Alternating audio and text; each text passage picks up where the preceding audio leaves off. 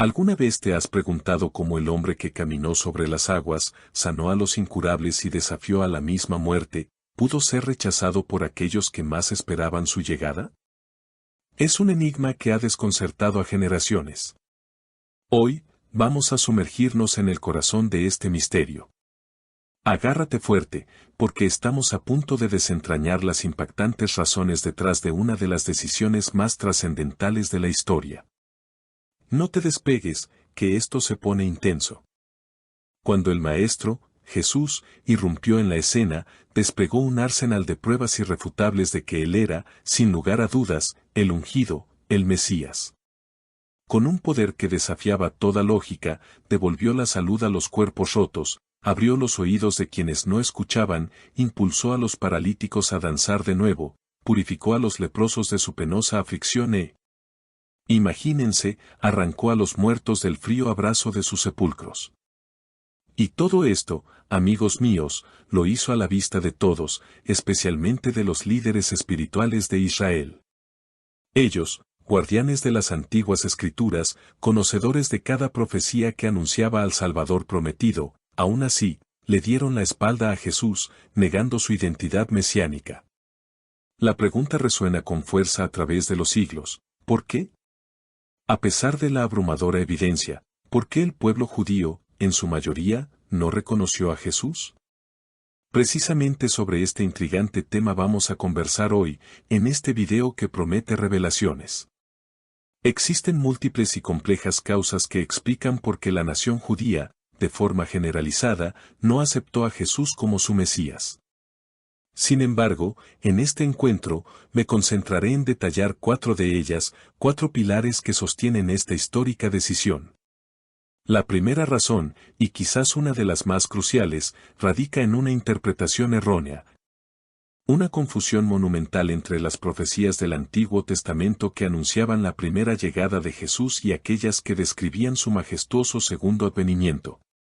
Ciertamente, existían innumerables vaticinios sobre el Mesías que Jesús cumplió al pie de la letra en su primera venida, su carácter, descrito con asombrosa precisión en Isaías, capítulo 11.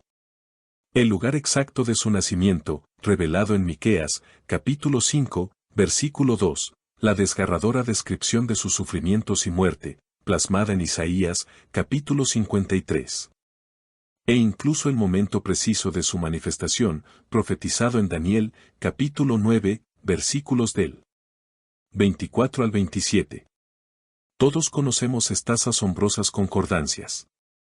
Pero aquí surge el nudo del problema: junto a estas, había una gran cantidad de profecías en el Antiguo Testamento que Jesús, visiblemente, no materializó en su primera visita. Eran precisamente estas últimas las que los líderes judíos escudriñaban con lupa, en las que centraban toda su atención.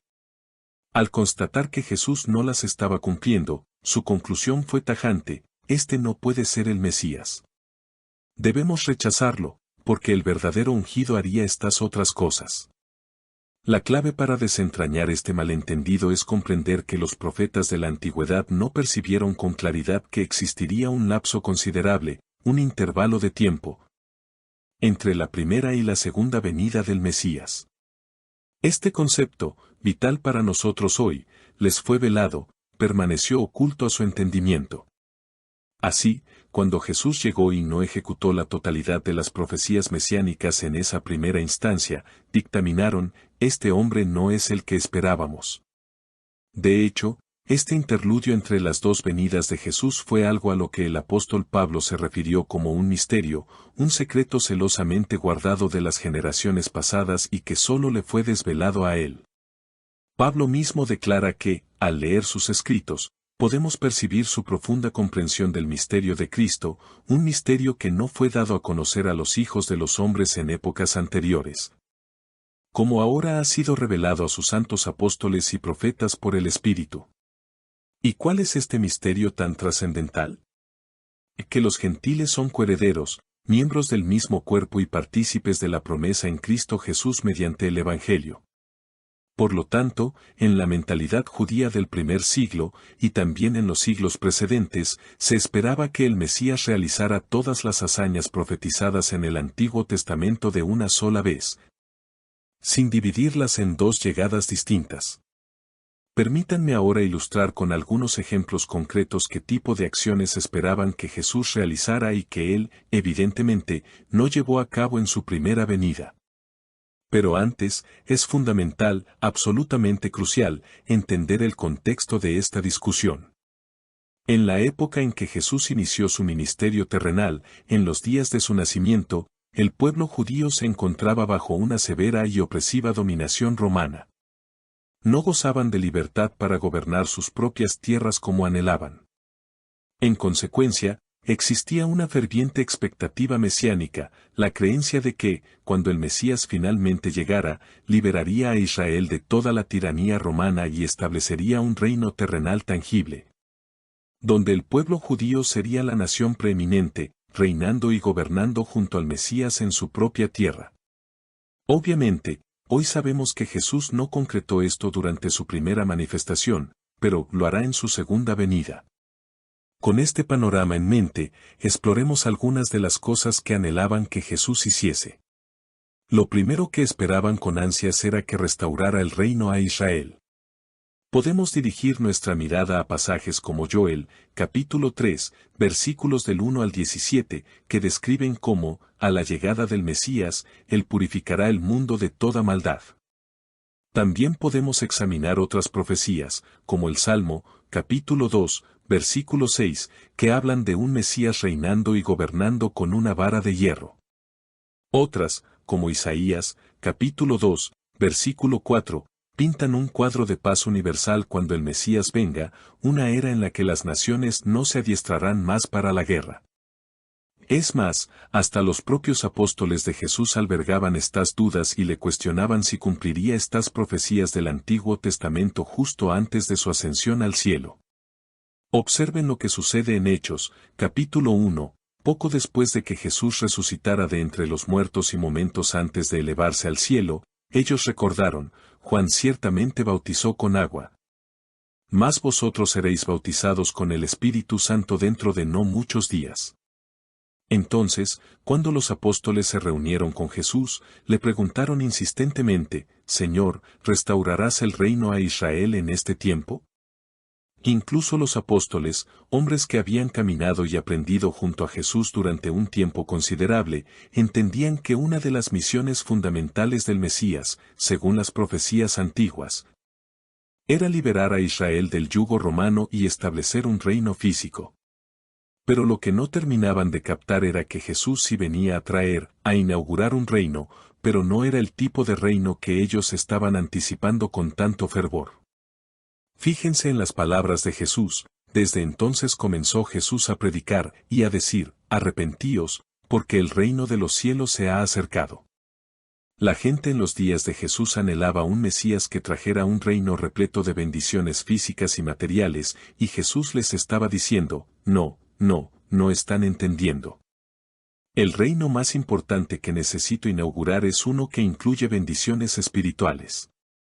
Por eso, Jesús dedicó una gran parte de su ministerio terrenal a enseñar sobre los principios de su reino y cómo se podían obtener estas bendiciones espirituales, sin enfocarse tanto en las ventajas materiales y físicas de un reino terrenal.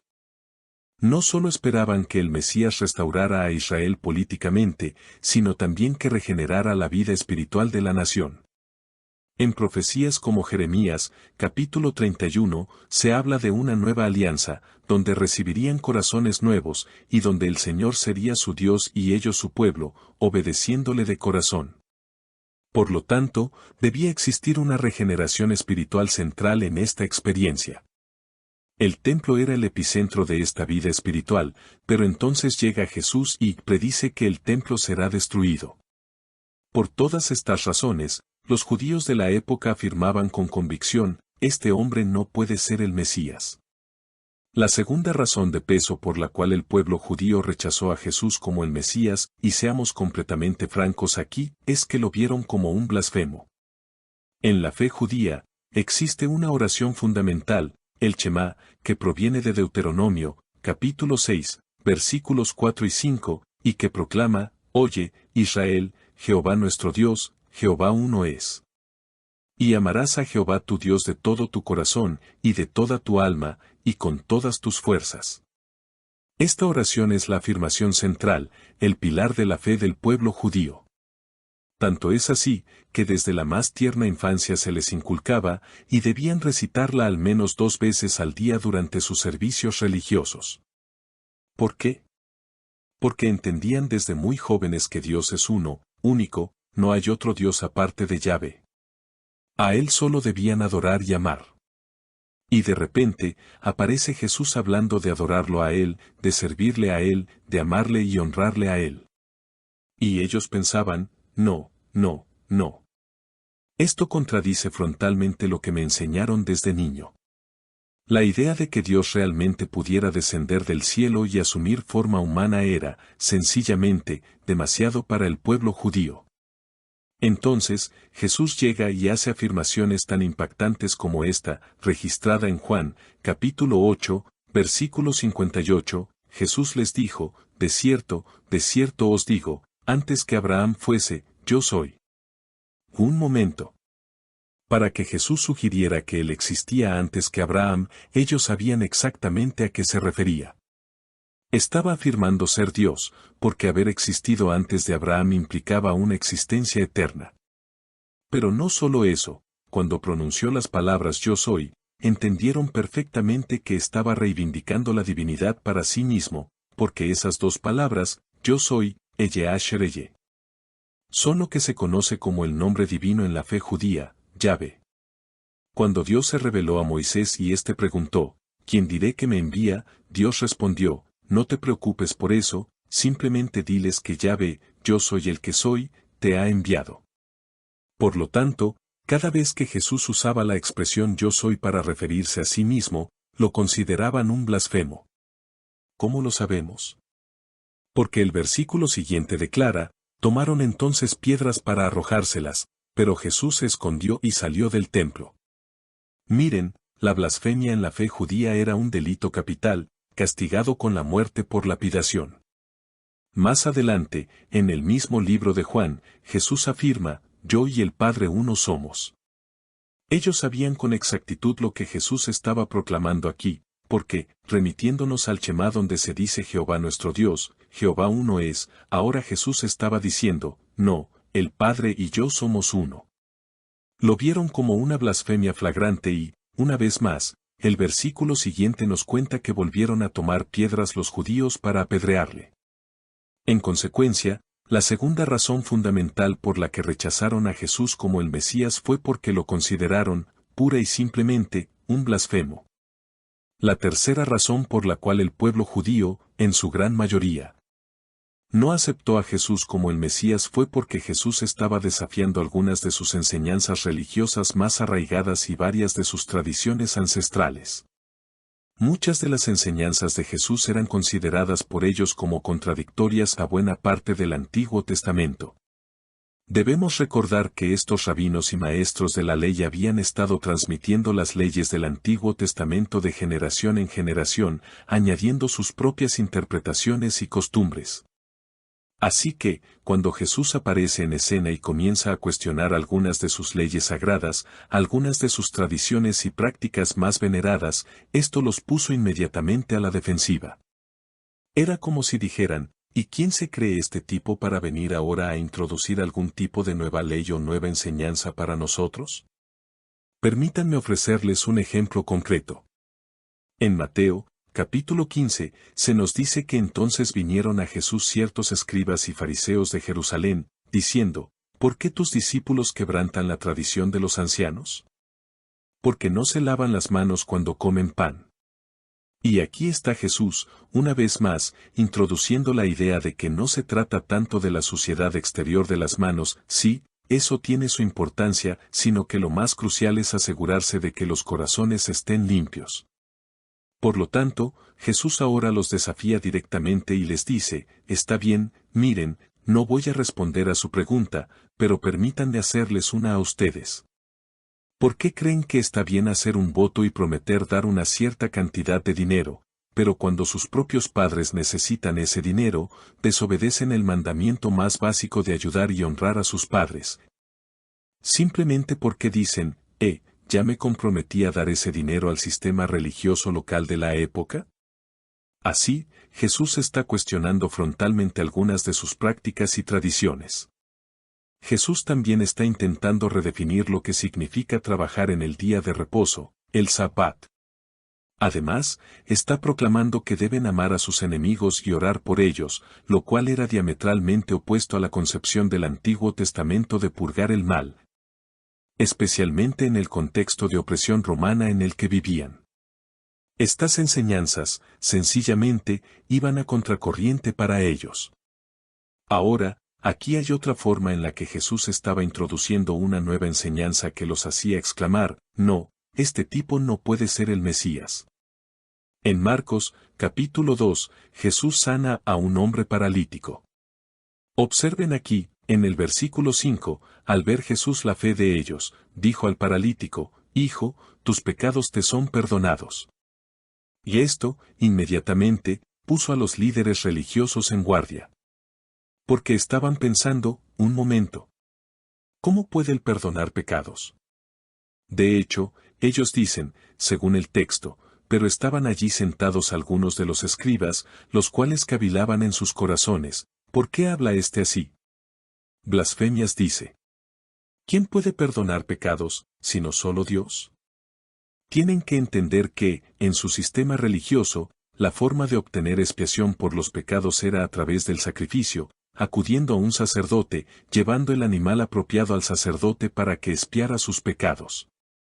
Y también, por supuesto, el día de la expiación, Yom Kippur, descrito en Levítico, capítulo 16. Todo esto era lo que estaba prescrito en el Antiguo Testamento como la única manera de ser perdonado por los pecados. Y ahora, este hombre aparece en escena y dice, sí, puedes ser perdonado por tus pecados. ¿Por qué? Porque yo lo digo, porque ha salido de mi boca. Ellos estaban como, ¿pero qué se cree este? ¿Quién se piensa que es? Entonces, cuanto más Jesús comenzaba a enseñar estas cosas que eran contrarias a lo que sus líderes religiosos estaban enseñando, más amenazados se sentían estos líderes y sintieron la imperiosa necesidad de controlarlo. Porque no querían que los miembros de la fe judía comenzaran a seguir a Jesús. Como mencioné, existen muchas otras razones por las cuales Jesús fue rechazado como el Mesías, pero permítanme presentarles la cuarta y última de la que hablaremos en este video, y es, simplemente, que sus corazones estaban endurecidos ante la verdad. Una de las formas más claras de ver esto es en Juan, capítulo 11, donde Jesús resucita a un hombre de la tumba, un hombre que había estado muerto durante 4 días. Su nombre era Lázaro. Observen la respuesta del pueblo judío después de que Jesús resucita a un hombre de entre los muertos, algo que uno pensaría que solo Dios podría hacer. Pero fíjense cómo reaccionaron, muchos de los judíos que habían venido para acompañar a María, y vieron lo que hizo Jesús, creyeron en él. Pero algunos de ellos fueron a los fariseos y les dijeron lo que Jesús había hecho. En lugar de decir, oigan, ¿saben una cosa? Acabo de presenciar algo que nunca antes había visto, algo que solo Dios puede hacer. Así que, ¿saben qué? Independientemente de lo que pensara antes, este hombre acaba de demostrar que es Dios encarnado. Él es el Mesías. Así que voy a depositar mi fe en él. No. En lugar de eso, tuvieron una larga y conspirativa conversación sobre cómo podrían detener a Jesús, cómo podrían controlarlo y, finalmente, cómo podrían acabar con su vida. Se observa aquí que, a partir de ese momento, los líderes judíos comenzaron a tramar la muerte de Jesús. La cruda realidad de por qué el pueblo judío rechazó a Jesús como el Mesías fue porque, en el fondo, no querían creer. Sus corazones se habían vuelto impenetrables a la verdad. Incluso llegaron al extremo de afirmar que Jesús estaba realizando todas estas obras milagrosas por el poder de Satanás. Por lo tanto, por todas estas razones, Jesús se convierte en lo que el apóstol Pablo describe como una piedra de tropiezo, una roca con la cual los judíos continuaron tropezando. Pero en otro lugar, la Biblia dice que esta piedra que los edificadores rechazaron, siendo Jesús la piedra y los edificadores el pueblo judío que lo rechazó, ahora se ha convertido en la piedra angular de la fe cristiana. Porque Pablo argumenta en Romanos, capítulos del 9 al 11, que debido a la caída del pueblo judío, ahora se abre la puerta para personas como tú, personas como yo, gentiles, que ahora pudieron ser incluidos o injertados en la familia de Dios. ¿Por qué sucedió todo esto? En gran medida, porque el pueblo judío rechazó a Jesucristo como el Mesías. Y ahora, Dios está levantando una generación de gentiles que llevarán la antorcha y cumplirán su plan divino de ser una luz para el mundo. Entonces, ¿qué debemos hacer nosotros, como gentiles, en relación a esto?